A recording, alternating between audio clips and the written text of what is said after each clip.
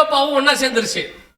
சேர்ந்தது மட்டுமல்ல, சில நாடுகள் தங்கள் ராணுவத்தை என்ன பண்ணிட்டாங்க, கிரீன்லாண்டுக்கு அனுப்பிட்டாங்க. அனுப்பின உடனே ட்ரம்பால ஒண்ணுமே செய்ய முடியல. அதுக்கப்புறம் ஒரு செக்ரட்டரி, நேட்டோ செக்ரட்டரி போய் பேசி இதெல்லாம் வேணாம் விட்டுருங்கன்னு சொல்லி இப்ப ட்ரம்ப் கொஞ்சம் கௌரவமா சொல்லியிருக்காரு, பேச்சுவார்த்தையில் தீர்த்து கொள்ளலாம் அப்படின்ட்டு. அங்க வேலைக்கு ஆகாது. ஐரோப்பா எழும்ப ஆரம்பிச்சிருச்சு. என்ன பண்ணாலும் அமெரிக்கா விழும். அடுத்த சாம்ராஜ்யம் எழும்புகிறது. இதை உங்களுக்கு நான் ஹிஸ்டரியா சொல்ல விரும்பல. நீங்க புரிஞ்சுக்க வேண்டியது, கர்த்தர் சொன்ன ஆண்டவர் வருவதற்கு முன்பதாக இருக்கக்கூடிய கடைசி சாம்ராஜ்யம் எழும்பி நிற்கிறது. அவங்க தங்கள் வல்லமையும் அதிகாரத்தையும் பெற்றுக்கொண்டார்கள். 2001 WTC கீழே விழுச்சு, ஞாபகம் இருக்கா உங்களுக்கு? இரட்டை கோபுரம் கீழே விழுந்தது அமெரிக்கால. 9/11 எத்தனை பேருக்கு ஞாபகம் இருக்குது? இருக்கா? அது நடக்குது. நடக்கும் போது பாத்தீங்கன்னா அவர்கள் 3 இடத்தை அடிக்க ரெடி பண்ணாங்க. 3 இடத்தை. ஒன்று இரட்டை கோபுரம், 2வது ராணுவ தலைமையகம் பென்டகன், 3வது தலைமை பீடம் வாஷிங்டன் DC. 3த்தையும் அடிக்க பார்த்தாங்க. ஆனா 2 இடம் தான் அடிக்க முடிஞ்சிச்சு, 1 அடிக்க முடியல. இது ஃபெயிலியர். இரட்டை கோபுரமும் கீழே விழுந்துச்சு, பென்டகனும் தாக்குச்சு. இதை பார்த்துக்கிட்டு இருக்கும்போது, நியூஸ் பிபிசியில பார்த்துக்கிட்டு இருக்கும்போது ஆவியானவர் உணர்த்தினது என்ன தெரியுமா? உயர பறந்த கழுகு அது வெட்டப்பட்டது. பணபலம், படைபலம். பணபலத்துக்கு அடையாளம் தான் WTC, படைபலத்துக்கு அடையாளம் தான் பென்டகன். ரெண்டும் ஒரே நாளில் வீழ்த்தப்பட்டது. ஆண்டவர் சொல்லுவாரு நேபுகாத்நேச்சாரை பத்தி, 2 செட்டைகளோடு கூட ஒரு சிங்கம் வந்தது, செட்டைகள் எல்லாம் வெட்டப்பட்டது. பெரிய ஒரு விருட்சம் இருந்தது, கிளைகள் எல்லாம் வெட்டப்பட்டது, அடிமரம் மாத்திரம் வைக்கப்பட்டது. 4ஆம் அதிகாரம் தானியல்ல இருக்கு. இதே மாதிரி அமெரிக்காவுடைய எல்லா மகிமையும் வெட்டப்பட்டுருச்சு. அதோட அமெரிக்கா விழுந்ததுதான். அப்புறம் கடன். இன்னைக்கு எந்த நாடும் அமெரிக்கா பாருங்க, ஈரான் கூட மிரட்டுது. ட்ரம்ப்பை ஈரான் மிரட்டுது, எங்களை அடிச்ச உன்னை காணாம பண்ணிடுவேன். ட்ரம்ப் ஒரு ஸ்டேட்மெண்ட் கொடுத்தாரு, பார்க்கவே பாவமா இருந்துச்சு. அப்படி எல்லாம் சொன்னா ஒரு நாட்டையே காலி பண்றவங்க, ட்ரம்ப் சொல்றாரு, என்னை எல்லாம் நீங்க சாவடிச்சீங்கன்னா உங்க நாட்டையே இல்லாம பண்ணிடுவோம். இந்த மிரட்டுவான் தெரியுமா? என் மேல கை வச்சு பாரு நீ நீ அப்படின்பான்ல, பயந்துகிட்டே சொல்லுவான் தெரியுமா ஒருத்தன். எனக்கு என்ன ட்ரம்ப் சொல்லும் போது அப்படி சொன்ன மாதிரியே இருந்துச்சு. என் மேலெல்லாம் நீங்க கை வச்சீங்க நாடே இருக்காது அப்படின்னு என்ன அர்த்தம்? வச்சிடாதீங்க அர்த்தம். ட்ரம்ப் சொல்லும்போது அப்படிதான் இருந்துச்சு. இன்னைக்கு நம் கண்களுக்கு முன்பாக ஒரு மகா பெரிய வீழ்ச்சி, வல்லரசு விழுகிறது. பைபிள்ல பாக்குறோம், பாபிலோன் விழுந்தது. அதே மாதிரிதான் 90 வருஷமாக இருந்த ஒரு பெரிய சாம்ராஜ்யம் கீழே விழுகிறது. அதற்கு பதிலாக இன்னொரு சாம்ராஜ்யம் நம் கண்களுக்கு முன்பாக எழும்புகிறது. அது ரஷ்யாவும் இல்லை, சைனாவும் இல்லை, யூரோப்பியன் யூனியன் எழும்பி வருகிறது. அணபலம், படைபலம் எல்லாம் சேர்ந்து சமாதான சபை அத்தனையும் ஒருமித்து வேதம் சொன்னபடி துல்லியமாக 8வது சாம்ராஜ்யம், ஆண்டவர் சொன்ன 8வது சாம்ராஜ்யம் வந்துருச்சு. இந்த சாம்ராஜ்யத்தின் காலத்துல இதுல வரக்கூடிய ஒரு ராஜாவுக்கு அந்திகிறிஸ்துவாக இருப்பான். அவன் வருவதற்கு முன்பதாகத்தான் உங்களையும் என்னையும் மீட்க வருவேன் என்று இயேசு வாக்கு பண்ணி இருக்கிறார். அல்லேலூயா. அப்ப இயேசு சொன்னபடி துல்லியமாக என்ன ஆயிடுச்சு? அத்தனை காரியங்களும் நம் கண்களுக்கு முன்பாக நடந்துருச்சு. இதை தாண்டி 1-2 விஷயங்கள் இருக்கு. அதை மாத்திரம் சொல்லிட்டு ஜெபம் முடிக்க விரும்புகிறேன். ஆண்டவர் இந்த அந்திகிறிஸ்து சாம்ராஜ்யத்தை குறித்து அல்லது கடைசியா வரக்கூடியதான இந்த உலகத்தின் வல்லரசை குறித்து இன்னும் சில அடையாளங்களை கொடுத்திருக்கிறார். வாசிங்க, வெளிப்படுத்தின விசேஷம் 17ஆம் அதிகாரம் 3வது வசனத்தை வாசிங்க. வெளிப்படுத்தல் 17:3 வாசிங்க. ஆவிக்குள் என்னை வனாந்தரத்துக்கு கொண்டு போனான். அப்பொழுது 7 தலைகளையும் 10 கொம்புகளையும் உடையதும் பூஷணமான நாமங்களால் நிறைந்ததுமான சிவப்பு நிறமுள்ள மிருகத்தின் மேல் ஒரு ஸ்திரீ ஏறி இருக்க கண்டு. இது நல்லா கவனிங்க. இந்த வசனம் 1900 வருஷத்துக்கு முன்னாடி பத்முத்தீவுல யோவான் இருக்கும் பொழுது கர்த்தர் வெளிப்படுத்தி. அடுத்து 4வது வசனம் 5வது வசனத்துல யோவான் சொல்றாரு, அந்த ஸ்திரீயை குறித்து நான் ஆச்சரியப்பட்டேன். அவர்கள் பரிசுத்தவான்கள் ரத்தத்துல என்ன பண்ணியிருந்தாலும் எரி கொண்டிருந்தாள். 6வது வசனத்துல இருக்குன்னு நினைக்கிறேன். பரிசுத்தவான்கள் ரத்தத்தை அவள், இந்த ஸ்திரீ யாரு? மிருகத்தின் மேல் ஏறி இருக்கிறாள். இதான் அவர் பார்த்த அடையாளம். கடைசி காலத்துல வரக்கூடியதான 7 தலை 10 கொம்பு. அதுலயும் நல்லா கவனிச்சு பாத்தீங்கன்னா 7 தலைகளையும் 10 கொம்புகளை உடையதும் தூஷணமான நாமங்களும் நிறைந்ததுமான ஒரு மிருகத்தின் மேல் ஒரு ஸ்திரீ ஏறி இருக்க கண்டேன். இது 1900 வருஷத்துக்கு முன்னாடி யோவான் பார்த்ததான ஒரு தரிசனம். இது ஐரோப்பியன் யூனியனுடைய இப்போ வந்திருக்கிற யூரோப்பியன் யூனியனுடைய சின்னம் இது. இந்த பெரிய போட்டோ இருக்கு இல்லையா, அது வந்து அவங்களுடைய மாதாந்திர சஞ்சிகை பத்திரிகை. பக்கத்துல இருக்கு பாத்தீங்களா, அது அவங்களுடைய காயின், யூரோ காயின்னு சொல்லுவாங்க. யூரோ 2 யூரோ அப்படின்னு சொல்லக்கூடிய காயின். அதுல பாத்தீங்கன்னா பர்டிகுலரா ஒரு ஸ்திரீ மிருகத்தின் மேல் ஏறி இருக்கிற அடையாளம் இருக்கும். மேல இருக்கிறது என்னன்னு பாத்தீங்கன்னா ஒரு போன் கார்டு, காலிங் கார்டு. இப்ப நம்ம வாங்குறமே ஏர்டெல் கார்டு, அது மாதிரி அவங்க ஊர் கார்டு. அதுல அதுக்கு அடுத்து பாத்தீங்கன்னா ஒரு ஸ்டாம்ப். அதுக்கு கீழே இருக்கிறது என்னன்னு பாத்தீங்கன்னா அவங்களுடையதான யூரோப்பியன் யூனியன் பார்லிமெண்ட்னு சொல்லுவாங்க. அந்த பார்லிமெண்ட் வாசல்ல இருக்கக்கூடியதான சிலை இங்க இருக்கு பாருங்க, தான் அந்த சிலை. இது ஸ்ட்ராஸ்பர்க் அப்படிங்கிற இடத்துல இருக்கு. இந்த ஸ்ட்ராஸ்பர்க்ங்கிறது எங்க இருக்குன்னு கேட்டீங்கன்னா பெல்ஜியத்துக்கும் லக்சம்பர்க்குக்கும் நடுவுல இருக்கும். அந்த அது ஒரு ஜங்ஷன், ஃப்ரான்டியர்லன்னு சொல்லுவாங்க, எல்லையில அது இருக்கும். இந்த எல்லையில இருக்கக்கூடியதான அந்த பார்லிமெண்டோடையதான மிக முக்கியமான என்ட்ரன்ஸ்ல இது இருக்கும். இதுலயும் பெரிய ஆச்சரியம் கேட்டீங்கன்னா, இது நீங்க போட்டோ பார்க்கறதுக்கு சின்னதா இருக்கும். அதோட உயரம் எவ்வளவு இருக்குன்னு கேட்டீங்கன்னா, நம்ம போய் பக்கத்துல நின்னோம்னா அந்த கால் நம்ம தலைக்கு மேல இருக்கும், அந்த அளவுக்கு இருக்கும் உயரம். அவ்வளவு பெருசா இருக்கும். பின்னாடி பாருங்க, அந்த மிருகத்துக்கு கால் இருக்காது, வரி வரியா இருக்கும் இந்த காலுக்கு. அங்க பாத்தீங்கன்னா கரெக்டா 10 ஸ்ட்ரைப்ஸ் இருக்கும், 10 வரிகள் இருக்கும். அப்போ அங்க போன போது அந்த ஒரு ஊழியக்காரர் தான் கூட்டிட்டு போனார். நான் கேட்டேன் அவரை, இந்த இடத்த போய் பார்க்கணும் அப்படின்னு சொல்லி ஊழியத்துக்கு போன போது கூட்டு போய் காட்டினேன். அப்ப அங்க அந்த கைடு மாதிரிலாம் இருக்காங்க.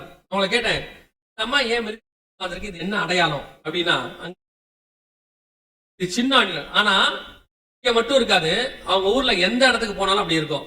எந்த நாட்டுல போய் பார்லிமெண்ட்டுக்கு போனீங்கனாலும் இந்த பார்லிமெண்ட் வாசல்ல ஸ்திரீ மிருகத்தின் மேல் ஏறி உட்கார்ந்து இருக்கிறது இருக்கும்.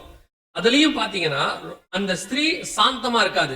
நீங்க போய் பாருங்க, அது முகத்துல ஒரு ஆக்ரோஷம் இருக்கும், இதெல்லாம் பறக்கும் பயங்கரமா. அப்படி ஒரு ஒரு ஒரு விகாரம் இருக்கும் அதுல. எந்த இடத்துல எந்த நாட்டுல போய் நீங்க 28 நாட்டுல எல்லா இடத்துலயும் இப்படி ஒரு சிலை வச்சிருப்பாங்க. ஒரு ஸ்திரீ மிருகத்தின் மேல் ஏறி இருக்க கண்டேன். இது ஐரோப்பாவுடைய சின்னம், ஐரோப்பாங்கிறோட சின்னம். 1900 வருஷத்துக்கு முன்னாடி கர்த்தர் சொல்றாரு, ஒரு தரிசனம் பாக்குறேங்க, அதுல ஒரு ஸ்திரீ மிருகத்தின் மேல் ஏறி இருக்க கண்டேன். நம் கண்களுக்கு முன்பாக ஸ்திரீ மிருகத்தின் மேல் ஏறி விட்டது. 17ஆம் அதிகாரம் 3வது வசனம் வரைக்கும் நம் கண்களுக்கு முன்பாக தயாராக இருக்கிறது. நீங்களும் நானும் எந்த இடத்துல இருக்கோம், அதான் கேள்வி. ஆண்டவர் சொன்னபடி இதெல்லாம் 2001க்கு அப்புறம் வந்தது. 1949 51 தான் உருவே ஆகுறாங்க. இந்த 76 வருஷத்துல இவ்வளவு நடந்திருக்குது. ஆனால் திருச்சபை எந்த இடத்துல இருக்கு? ஸ்திரீ மிருகத்தின் மேல ஏறியாச்சு, புறப்பட ரெடி ஆயிட்டாங்க. அந்த ஸ்திரீ அடுத்து ஆளுகை செய்ய போகிறாள். ஏன்னா வசனம் சொல்றது, பூமியின் ராஜாக்கள் மேல் ஆளுகை செய்கிறாள்னு இருக்கேன். இந்த 17ஆம் அதிகாரத்துல மட்டும் வாசிச்சு பாருங்க, 3 இடத்துல அந்த ஸ்திரீ உட்கார்ந்து இருக்கும். 17ஆம் அதிகாரம் 3ஆம் வசனம், மிருகத்தின் மேல் ஏறி இருக்க கண்டேன். அதே நேரத்துல 17ஆம் அதிகாரம் 1ஆம் வசனம், சமுத்திரத்தின் மேல் உட்கார்ந்து இருக்க கண்டேன். அடுத்து 17ஆம் அதிகாரம் 9ஆம் வசனம், 7 தலைக்கு மேல உட்கார்ந்து இருக்கிற 7 மலைக்கு மேல உட்கார்ந்து இருக்க கண்டேன். நீங்க நல்லா கவனிச்சு பாத்தீங்கன்னா 3 இடத்துல அந்த ஸ்திரீ உட்கார்ந்து இருக்கும். இப்போ அந்த காலம் நம் கண்களுக்கு முன்பாக வந்திருக்கிறது.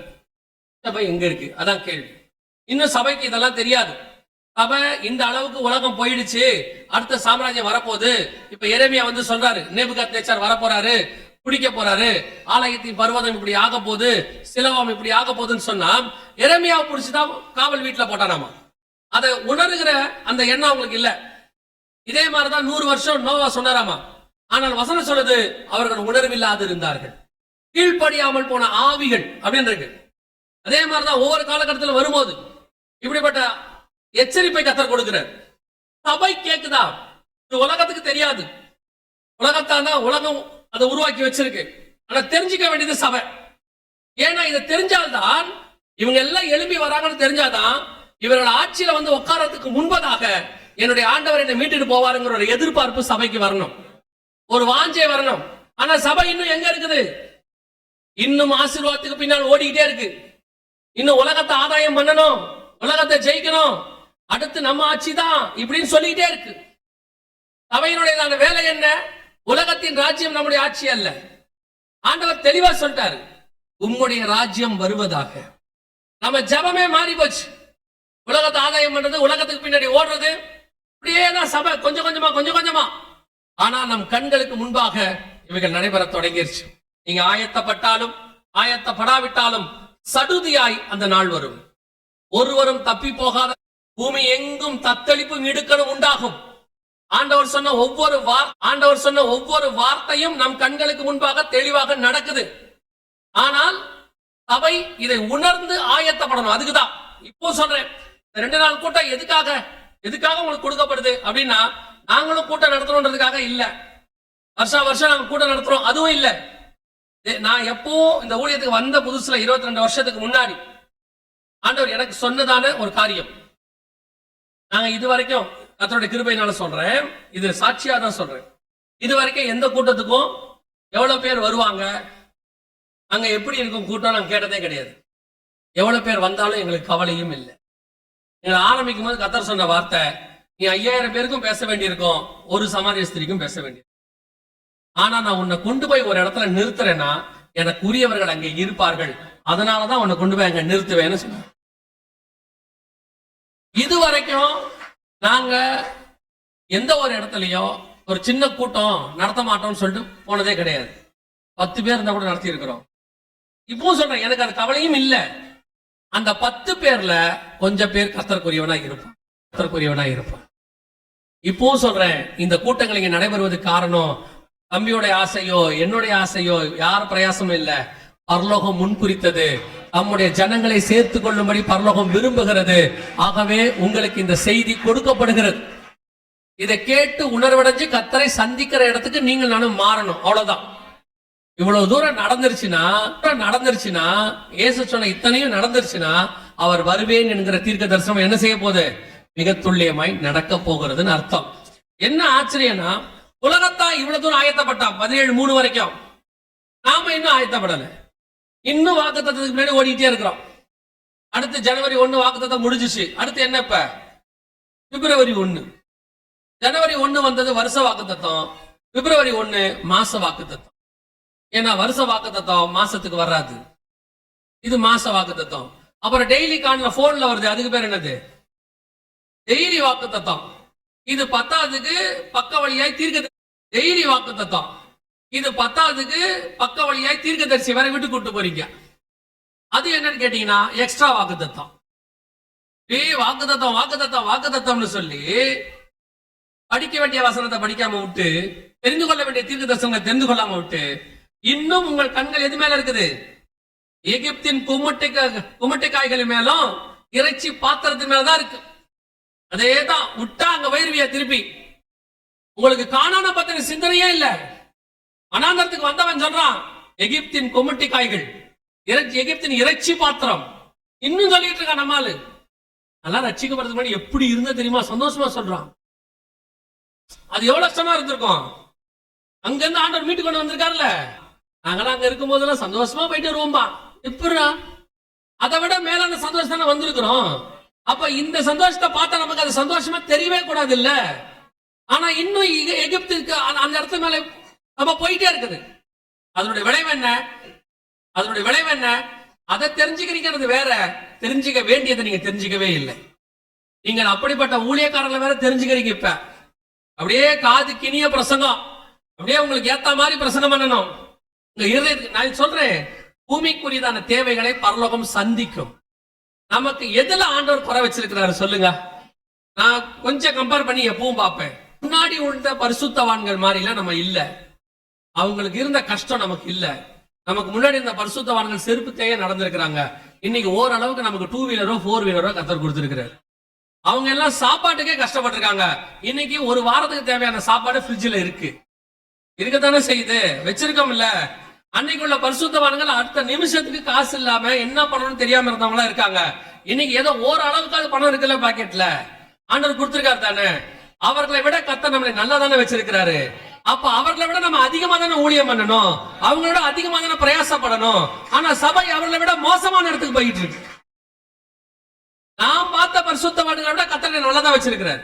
நான் அவர்களை விட பரிசுத்தவான் இல்லை, ஆனாலும் கர்த்தர் நம்ம மேல் வைத்த கிருபை ஆனா நல்லதான் வச்சிருக்கிறாரு. இந்த மாதிரி உட்கார்ந்து ஆராதிக்கிறதுக்கு இதே இந்தியால பல மாநிலத்துல முடியாது தெரியுமா உங்களுக்கு?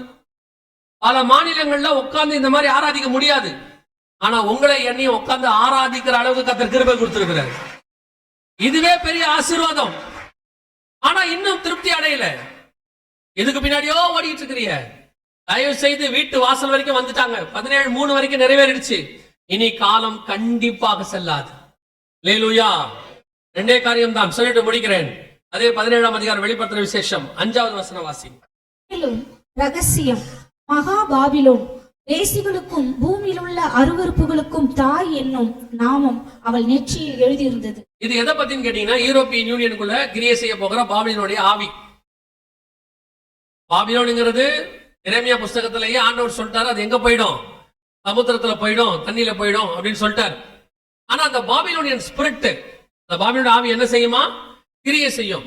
இப்ப பாருங்க, இதான் யூரோப்பியன் யூனியன் பார்லிமெண்ட். இது பக்கத்துல உள்ளது கட்டி நிறுத்தப்பட்ட பாபேல் கோபுரம். 11ஆம் அதிகாரம் ஆதியாகமத்தின் புஸ்தகத்துல இருக்கு. இது ஸ்ட்ராஸ்பர்க்ல இருக்கக்கூடிய யூரோப்பியன் யூனியன் பார்லிமெண்ட். ரெண்டுத்துக்கும் எவ்வளவு ஒத்துமை இருக்குது பாருங்க.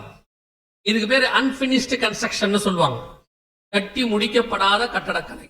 இது நீங்க பாத்தீங்கன்னா அப்படியே இருக்கும். ஒரு பாபேல் கோபுரம் எப்படி இருந்துச்சோ, ஆனா இந்த பாபேல் கோபுரம் எப்படி இருந்துச்சா நமக்கு தெரியாது. படங்கள்ல இப்படி இருக்கு, வடிவலை வச்சு கட்டி இருக்கிறாங்க. பாபேல் கோபுரத்தினுடைய ஹெட் குவார்டர்ஸ் மாதிரியே கட்டியிருப்பாங்க. அப்போ இத பத்தி அந்த பார்லிமெண்ட்ல இருக்கக்கூடிய மிக முக்கியமானவற்றை கேட்டாங்க, இது பாபேல் கோபுரம் மாதிரி கட்டி இருக்குதே, உண்மைதானா அப்படின்னு கேட்ட போது அவர் சொன்னாரு, நாங்க அந்த மெத்தட்ல கட்டல, அப்படியே கட்டினாலும் தப்பு இல்லை. ஏன் அப்படின்னா, அன்னைக்கு எப்படி பாபிலோன்ல எல்லாம் ஒத்துமையா இருந்தாங்களோ அதே மாதிரி இப்ப நாங்க எப்படி இருக்கிறோம், ஒத்துமையாக இருக்கிறோம். அவங்களே சொல்றாங்க நாங்க பாபிலோன் ஒன்ன வச்சு மட்டும் சொல்லல, இது அவங்களுடையதான செமினாருக்கு போனா மீட்டிங் ஒரு போஸ்டர் போடுறோம்ல, அதே மாதிரி அவங்க செமினாருக்கு அவங்க போட்ட போஸ்டர். அந்த போஸ்டர்ல பாத்தீங்கன்னா பாபேல் கோபுரத்தையே தங்க சின்னமாக அவங்க கொண்டு வந்தாங்க. தீம், இப்ப நம்ம எழுப்புதல் அப்படின்னு வைக்கிறோம், கடைசி காலம் அப்படின்னு வைக்கிறோம்ல, அந்த மாதிரி அவங்களுடையதான போஸ்டர்ல அந்த தீம் என்னன்னு கேட்டீங்கன்னா, நான் பாபிலோன். அதுல கீழே அவங்க போட்டிருப்பாங்க பாருங்களேன், அவங்க வசனம் சொல்லும், Europe Europe many tongues one voice. அவங்க என்ன சொல்ல வராங்கன்னா, நாங்கள் பல மொழிகள் இருக்கிறோம், ஒரு சத்தத்தை எழுப்புகிறோம். பாபிலோன்ல அத்தனை பேரும் ஒரே மொழியாக இருந்தார்கள். அதனாலதான் கர்த்தர் தாறுமாறாக்கிறார். இவங்க சொல்றாங்க, நாங்க பல மொழிகள் இருந்தாலும் எங்களுக்குள்ள என்ன இருக்குது, ஒரே சிந்தை இருக்கிறது. இதுதான் வெளிப்படுத்தல் 17:13. இவர்கள் ஒரே யோசனை உள்ளவர்கள். வசனத்தை அப்படியே நிறைவேற்றிட்டாங்க. அதை விட பெரிய விஷயம் என்ன தெரியுமா, அதுல பாருங்க, பாபேல் கோபுரத்துல ஒரு மிக முக்கியமாக ஒண்ணு போட்டிருப்பாங்க. அது என்னன்னு தெரியுதா உங்களுக்கு? என்ன போட்டிருக்கிறாங்க தெரியுமா? அங்க பாத்தீங்கன்னு சொன்னா அங்கே ஒரு கிரேன் போட்டிருக்கிறாங்க பாருங்க. என்ன போட்டிருக்கிறாங்க? அங்கே ஒரு கிரேன் போட்டிருக்கிறாங்க. அந்த கிரேன் என்ன சொல்லுதுன்னு கேட்டீங்கன்னு சொன்னா, மீண்டும் பாபேல் கோபுரம் கட்டப்படுகிறது அப்படின்னு அர்த்தம். 11ஆம் அதிகாரம் ஆதியாகமத்தின் புஸ்தகம் 8வது வசனம் வாசிங்க பாருங்க.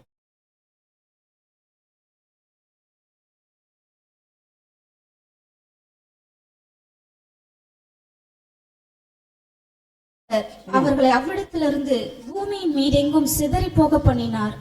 அப்பொழுது நகரம் கட்டுகிறதை விட்டு விட்டார்கள். நகரம் கட்டுகிறதை விட்டு விட்டார்கள் இருக்கு. நல்லா கவனிங்க, நகரம் கட்டுவதை விட்டு விட்டார்கள் இருக்கு. ஆனா இங்க அது நடுவுல என்ன இருக்குது, ஒரு கிரேன் இருக்கு. ஒரு பெரிய கோபுரத்தை கட்டும் போது கிரேன் இருந்தாங்க, என்ன அர்த்தம், வேலை நடக்குதுன்னு அர்த்தம். சகரியாவின் புஸ்தகம் 5ஆம் அதிகாரம்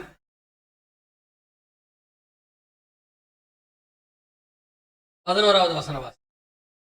அதற்கு அவர், சினேயார் தேசத்திலே அதற்கு ஒரு வீட்டை கட்டும்படிக்கு அதை கொண்டு போகிறார்கள், அங்கே அது ஸ்தாபிக்கப்பட்டு தன் நிலையிலே வைக்கப்படும் என்று. சினேயார் தேசம்னா பாபிலோன் அர்த்தம். சினேயார் தேசம்னா என்ன? சினேயார் தேசம்னா நம்ம நேபுகாத்நேச்சாருக்கு சினேயார் தேசத்து ராஜான்னு ஒரு பேர் உண்டு தானியேல். சினேயார்னா பாபிலோன், மெசொப்பொத்தேமியா, எல்லாமே அந்த ஒரே பேரை குறிக்கும். மீண்டும் அது கட்டப்பட்டு ஸ்தாபிக்கப்படும். அதோட அர்த்தம் என்னன்னா, மீண்டும் பாபிலோனிய ஆவி பூமியில என்ன வரும், ஆட்சிக்கும்.